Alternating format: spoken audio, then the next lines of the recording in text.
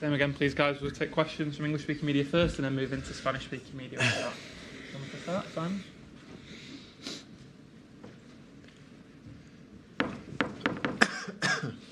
Hi, Rúben. Are you okay?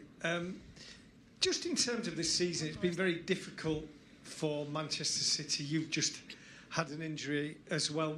What has it been like in the dressing room as all the injuries have mounted up and the results have not been the way that the players are used to or want? Yeah, well, I think since I've been here, maybe the most difficult season so far till this period.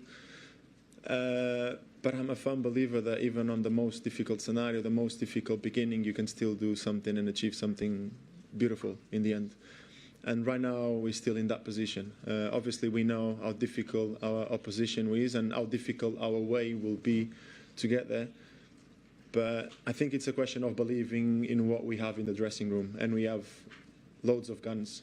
We just need to use them the right way. And with the right belief, we are able to do anything. Hi, Rúben.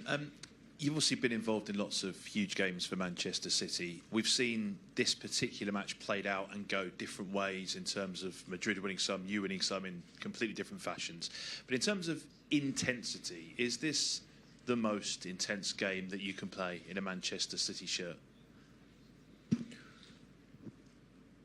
Well, it's different to call it intense. It's intensity. If you look at the Premier League, it's difficult to match that intensity. Obviously, it's one of the toughest opponents you can come across in the Champions League. But the game is different, and the game is more versatile maybe than any other. But yes, we definitely know very well what we're up against and what we must push on. And yeah, I wouldn't say this game can either be the most intense or not. Depends on where it ends up going. But it's definitely one of the toughest games you can have, most surely. Hi, Rúben. It's well documented how Real Madrid boycotted the Ballon d'Or ceremony in protest at Vinicius Jr. not winning it. How disrespectful did you, as a squad, feel that was towards Rodri, who obviously won it and was a worthy winner? Being very honest with you, I didn't spend 1 second thinking about if he was disrespectful or not. I was happy with Rodri. I was there. I celebrated with him that night, and I was very happy for him, as I believe everyone at the club was. Well, didn't really spend my time thinking about it. Hi, Rúben. Since you last faced Real, they've signed Kylian Mbappé. Can you tell us how different will it be to defend against him, and how do you go about doing that? Well, we've played against him many times before, and even then, it was not just him the main threat. It was Neymar at some point, then Messi as well. So we've had our encounters of teams that have that flexibility in terms of who can make the difference. And in the end, when you get to this level of the Champions League, that's what you get from Madrid or from everyone else. Obviously, we know that they have a special ability to be more flexible than maybe the most of the teams, and that's why we need to be really good and very solid at the back. The more solid we are at the back, the more comfortable we'll be in the game. Hi, Rúben. A lot of this tie is probably going to come down to Kylian versus Erling. It's obviously going to be a big talking point. Erling's never gone 5 games without scoring against a team. Do you sense that he's really going to want to prove a point, A, against Real Madrid, having never scored against them, and B, when it's going to be billed as Haaland versus Mbappé, probably the two players who are kind of the Messi and Ronaldo for this generation? Do you sense this is the kind of game that is really going to get Erling going, and the kind of tie that's going to really get him going? Well, personally, I don't sense any kind of Erling versus Kylian vibes in the game. It's a City against Madrid, and that's what it is. And obviously, there's loads of big names on both sides. And in relation to Erling, I'm sure that just like all of us, he wants to be in this competition and he wants to win it just as much as all of us. So I'm pretty sure that he'll be hungry enough to be there and perform. Hi, Rúben. Since you last played Real Madrid, Kyle Walker's now left. He had some good battles against Vinicius. how much of a loss has he been to the dressing room, both as a player and a sort of leader? Well, he was obviously a big personality, and especially when it came to times like these, he was always one to show up and show his face and be there for the team. And obviously, he was a player we all relied on. He's not here now, so time for another one to step up. And obviously, I think we've got enough names that are able to step up. Hi, Rúben. Are you able to just sort of give us an insight on what your last few months have been like? It must be really frustrating to sort of come back and then have a setback. You've obviously been eased in this time. Do you feel like ready to play 3 games in a week again? Yeah, obviously it's been frustrating, especially after my first injury. Then I came back, but then it was a death sequence. When I came back, everyone was injured.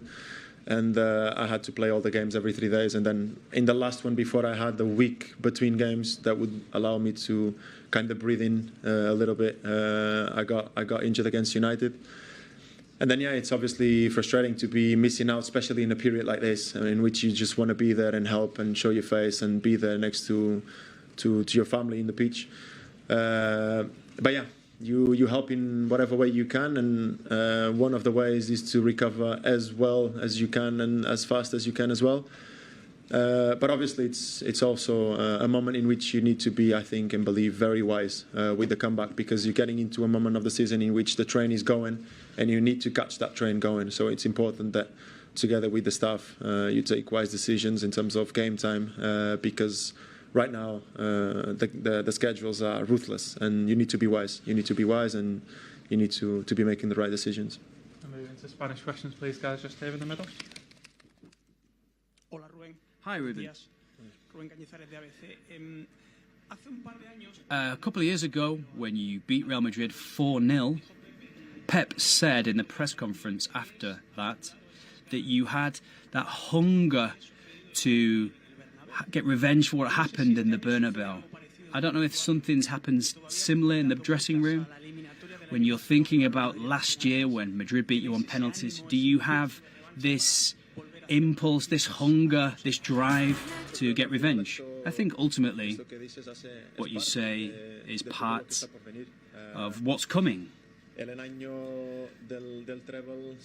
When we won the treble in that year, the year prior to that was very important for us, because that feeling that we had at that moment in the Bernabeu.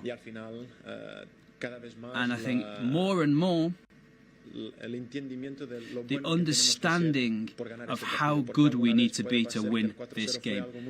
Because sometimes you might think that 4-0 that we got was very easy, but it was a mix of so many things where we needed to be fully on our game. And that's what we need to do. In the way that we did last year, it was a frustrating year because we ended up dominating the game. But even so, we weren't able to score that goal that would have made the difference. Before then we went on to penalties. But this is the competition. We know who we're facing. We know that it's a team they play differently to us. You know, they're not going to make it easy for us. And for me, I think for all of us, we need to do what we do ourselves better than ever and fight more than ever, because that's how you win, in our own way. ¿Qué tal, Rodri? Perdón, Rúben Dias, perdón, Hugo Ramírez de Televisa Univisión. I'd like to ask you about, is this the perfect moment for Manchester City, given the absentees that Real Madrid had at the back? Rudiger, Lucas Vázquez, Militao, all these players that are out. They don't have the most experienced defensive line. Is this an opportunity for Manchester City to take advantage of this and win this first leg? I think the first error that we could make would be to relax, thinking that this is going to give us an advantage. Ultimately, we'll see what happens. We accept it, we see it, but all we can do is we can only take advantage of that if we're at the level we need to be at, depending on the circumstances within the game. So I think that is what we need to focus on, to get up to that level. And then afterwards, to be there and to have that balance within the game and perhaps those things will come in our favour.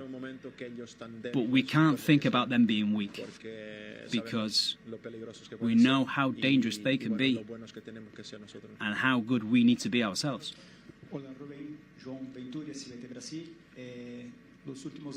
In the previous years, we've seen a fantastic fight between Walker and Vinicius. Walker did very well in that battle.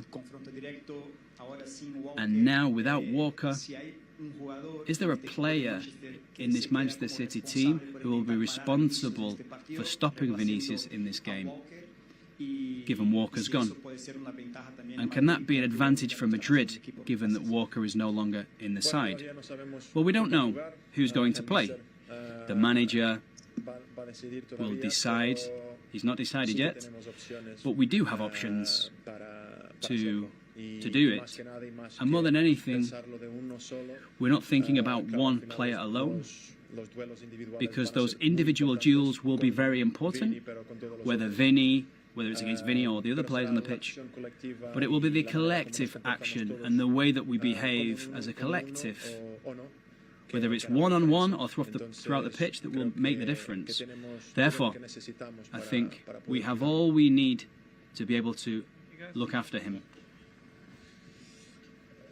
Thank you.